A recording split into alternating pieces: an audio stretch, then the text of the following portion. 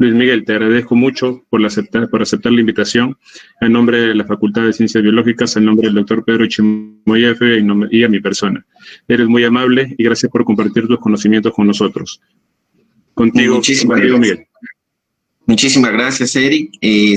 Gracias, en primer lugar, al profesor Pedro Chimoy, a tu persona, Eric, por la invitación, agradecer a todos los docentes de nuestra casa de estudio y a todos los que se han dado un tiempo para poder participar hoy día en esta humilde exposición, en la que un poco vamos a contar de la experiencia que vamos obteniendo en la detección de COVID aquí en Chiclayo por técnicas en molecular, hablar algo de las pruebas rápidas y también, ir tal vez a un poco hablar de estas plataformas rápidas también moleculares como GeneXpert, para terminar tal vez algunos comentarios en torno a técnicas moleculares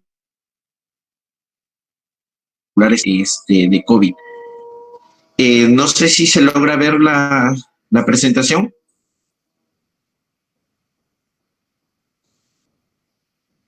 Sí, no sé si se logran ver. Sí, se puede ver. ¿Sí? Sí, se puede ver.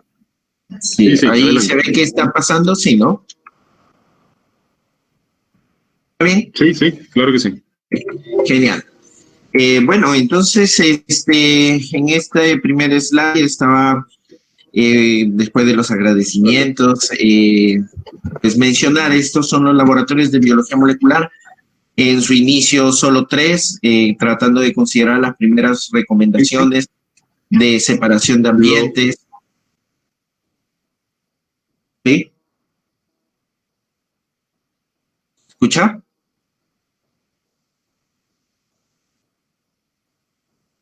¿Buenas? Sí. Sí, está bien. Bien, continúo. Luis, sí. Entonces, como siempre molecular, sabíamos que los ambientes tienen que ser separados porque uno de los peores peligros a la hora de trabajar biología molecular es la contaminación cruzada.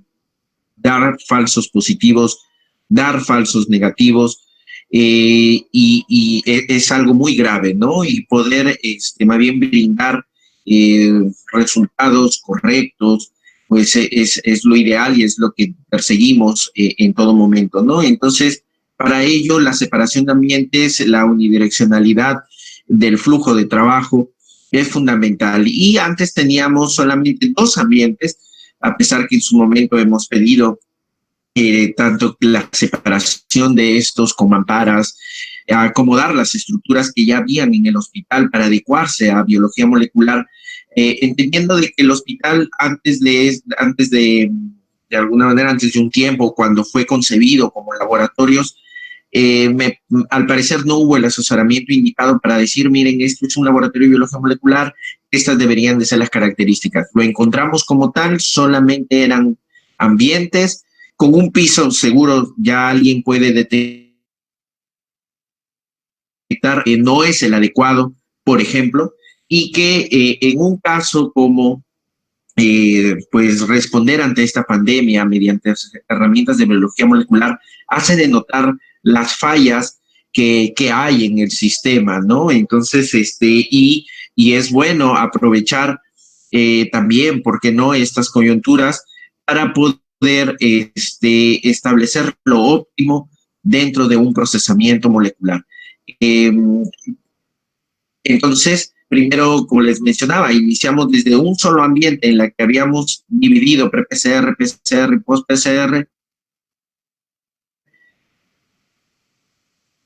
a luego pedir por lo menos 2 para, luego ya pandemia pasamos a 3 ambientes para definir ya ahora sí separado, y muy bien separado, ¿no? En 3 ambientes distintos, pre-PCR, PCR y post-PCR, pero en el camino se siguen haciendo modificaciones y hoy ya contamos con 5 ambientes porque así nos recomiendan, como lo vamos a ver a posterior, y esta separación de ambientes y la adecuación de cada uno de ellos es básico, ¿no? Entonces, Para obtener justamente en la figura, después de estos 3 ambientes que observan, en la figura de la derecha, que ya es parte de los resultados que hemos obtenido aquí en el hospital, ¿no? Utilizamos la herramienta de un termosecador en tiempo real, el PCR en tiempo real, y se observan ahí parte de nuestros resultados iniciales, porque esas son nuestras primeras experiencias detectando COVID aquí. Esas son las curvas, algunas de ellas señalando, eso es genes internos para detección de SARS-CoV-2, y entonces así comenzó un poco la experiencia, ¿no? A ir adecuándonos en el camino para hacer las modificaciones necesarias y comenzar a brindar este servicio, ¿no? Laboratorios que ya venían sirviendo para biología molecular, pero también es entender que estamos primero ante un virus que puede ser altamente contagioso, y la carga de muestras que estamos procesando son cada vez mayores, ¿no? Entonces, definir bien los flujos es importante, repito, para poder dar resultados óptimos, como lo venimos obteniendo, gracias a Dios y gracias al esfuerzo de cada uno de los que estamos ahí en el área. Las muestras que nos llegan, como desde el inicio, son muestras que son colectadas en estos medios de transportes con unos hisopos, de las cuales aquellas personas, y por ahí iniciar también felicitando, porque seguro ahorita están conectados varios de los amigos que están en la primera línea tomando muestras en distintos lugares, y la verdad es que ese trabajo es muy, muy importante.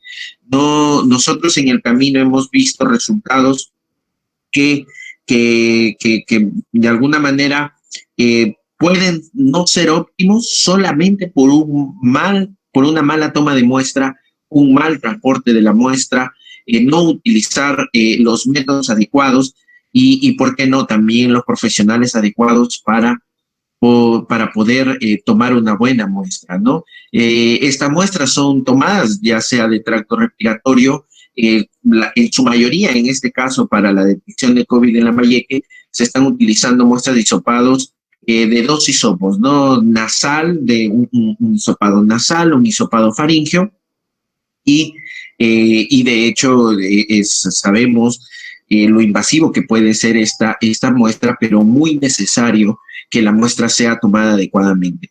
Decir que vamos a tomar una muestra de hisopado nasal y solamente utilizar el hisopo en la parte superficial de la nariz no es lo adecuado, ¿no? El hisopo tiene que ingresar, tiene que, de alguna manera, sabemos lo invasivo, lo difícil que es, y luego también los peligros de contaminación que conlleva también esta toma de muestras adecuadas.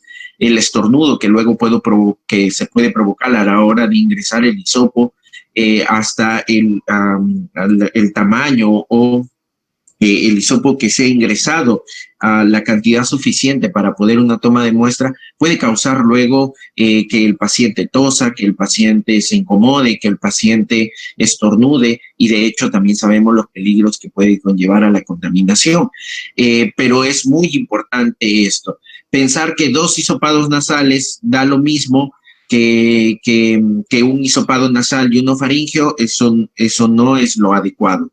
Pensar que 2 hisopados faringios es mejor que tomar un nasal y uno faríngeo, tampoco. Los estudios han llevado a mencionar que es importante que sea uno faríngeo y uno nasal. Y el orofaríngeo, con estos hisopos delgados, es hasta ahora lo que el INS nos menciona como ente rector, es que es necesario un hisopado nasal, un hisopado faríngeo. Las técnicas que nos llegan a nosotros, los procedimientos, los protocolos que nos manda el INS, pues no valida para otra muestra que no sea nasal y faríngeo. Y de ahí, bueno, ha habido seguro muchas discusiones o conversaciones muy interesantes con colegas que estamos ahorita trabajando en el área, en la que podemos utilizar, qué sé yo, saliva, podemos utilizar esputo, podemos utilizar hisopados rectales, por ejemplo, para detectar, probar todos este tipo de muestras es muy importante. Hay muestras que van a, digamos, la carga viral puede ser mayor en algunos tipos de muestras. Por ejemplo, el lavado broncoalveolar es clarísimo que sería la mejor muestra por encima de un hisopado nasal, un hisopado faríngeo. Pero ¿por qué no se utiliza?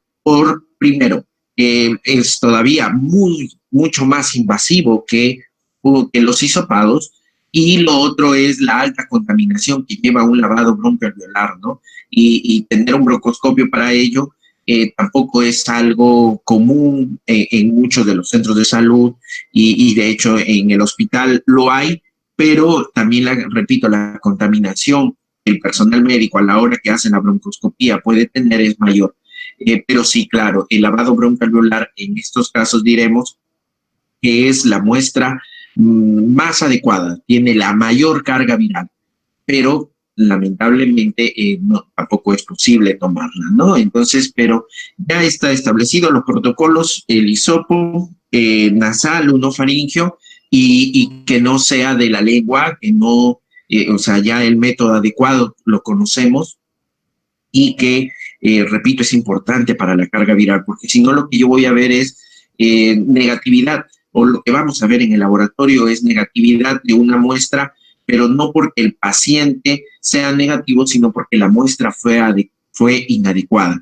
Y eso es un problema, ¿no? En algunos casos hay protocolos en los que también se utiliza sangre, suero,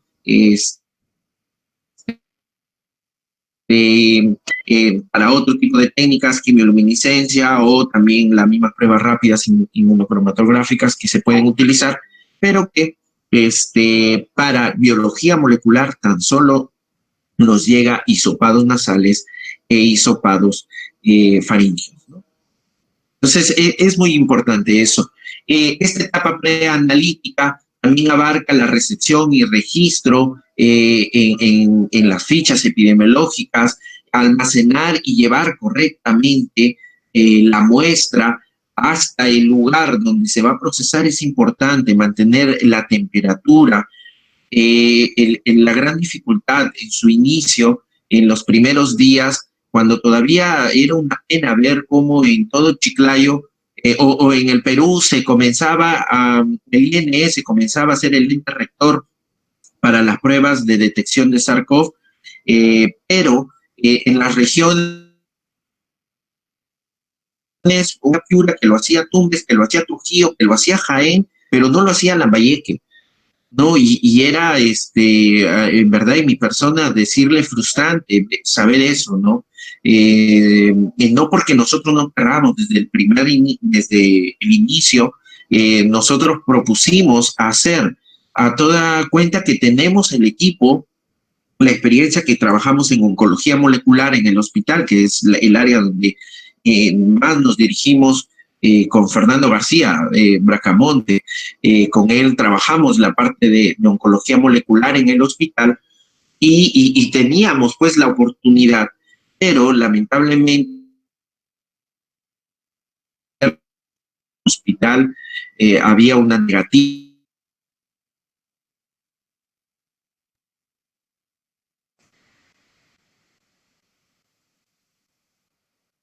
ahí mismo, y nosotros no. Entonces, cuando era eso, las muestras tenían que ser transportadas hasta Lima. Y ya se imaginan, desde que se toma la muestra un día hasta que se almacena otro día en el laboratorio en el laboratorio de referencia de la Gerencia Regional de Salud, y luego hasta esperar que salga un avión para transportar la muestra hasta Lima, hasta que lo recepcione Lima y lo procese. O sea, estamos hablando de 5, 7 días para que un resultado salga. Y una muestra, ¿no? Hasta ello, porque en todo ese tiempo, en algunos puntos, la cadena de frío, y ya es una muestra no óptima para procesar por biología molecular, ¿no? Entonces, y desde ahí también podemos encontrar falsos negativos, y ese es el problema de esta parte preanalítica. El mismo llenado de las fichas, de las hojas de trabajo, pues es importante, ¿no? Entonces, para evitar equivocaciones de muestras, etcétera, el rotulado tiene que ser claro, no hacer borrones en el tubo. En verdad, cuando luego ya la muestra llega al laboratorio, ahí puede ser rechazada justamente por no hacer un buen rotulado de la muestra, por utilizar borrones, por no registrar bien los datos del paciente, el DNI, etcétera. Son cosas que son importantes, que pertenecen a la fase preanalítica y que se necesita tener estas consideraciones. Una vez que ya llega al laboratorio, pues la parte de alicuotado es muy importante, lo vamos a ver cómo en los ambientes del laboratorio molecular tiene en la que pues de alguna manera la muestra pasa de un tubo primario en la que posiblemente ha habido derrames, en la que el borde está contaminado, el borde de la tapa, el tubo mismo a la hora que se rotuló, y que puede ser una muestra que también nos pueda contaminar al personal que está trabajando, y pasarlo luego a un tubo secundario, un tubo más pequeño, una alícuota, en la que de hecho comenzamos a disminuir los riesgos dentro del laboratorio. Hay quienes hasta ahora me dicen, en verdad que ustedes exponen mucho las muestras, ustedes reciben las muestras de todo Chiclayo, de todo Lambayeque, la carga viral, el tiempo de exposición, los días en los que nos vamos al hospital. En mi caso, por la responsabilidad de laboratorio, pues todo prácticamente casi todos los días, ¿no? Entonces, hasta el mismo neumólogo del hospital, ¿no? Me decía, oye, estás sumamente expuesto, es peligroso. Y de hecho lo sabemos, ¿no? Pero también es entender, primero, la necesidad, y segundo, como siempre ha sido una respuesta, las muestras no tosen, las muestras no estornudan. Y mientras sigamos cometiendo o sigamos nosotros utilizando todas las normas de bioseguridad necesarias, ventajas. Al inicio fueron varios amigos los que comenzaron a apoyarnos en la estandarización, y bien asumimos la responsabilidad, hubo comunicación con la Gerencia Regional de Salud, que vino a buscarnos como profesionales, como biólogos, vinieron a hacer la prueba. Hago la distinción porque de hecho en el hospital pueden haber hasta 2 grupos de trabajo, nosotros los biólogos y otro grupo de trabajo más, otras herramientas, y bueno, y la confianza que se puso en nosotros, ¿no? Bueno, para aquellos que estamos escuchando esto y somos estudiantes de biología o somos ya biólogos,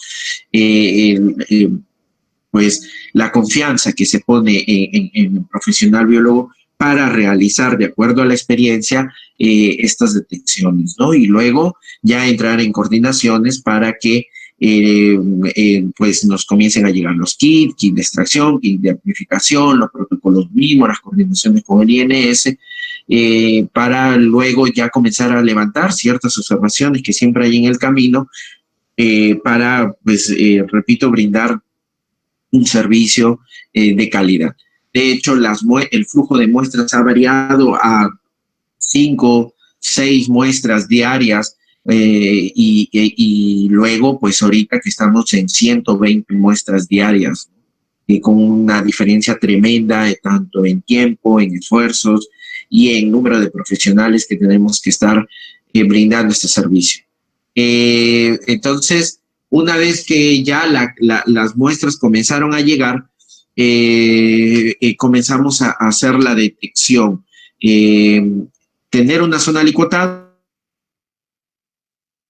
y luego ya que INS nos provee con el reactivo necesario y comenzar a hacer la estandarización de la prueba. Ya la validación lo había hecho el INS, pero tenemos que estandarizarlo de acuerdo a nuestros equipos, de acuerdo a nuestro flujo de trabajo, adecuarnos nosotros mismos a comenzar a manipular este tipo de muestras con el nivel de bioseguridad necesario que se necesita, ¿no? Entonces, luego ya de la extracción, el almacenamiento adecuado del RNA viral que hemos extraído, de preferencia una -70, en ocasiones no lo hay, una -70, Como anécdota, el primer día que comenzamos a trabajar extracción de RNA viral para COVID, el primer día y se malogra la menos 70, ¿no? Justamente ese día se le ocurre. Ese equipo ha estado 6 años con nosotros trabajando y ese mismo día en la que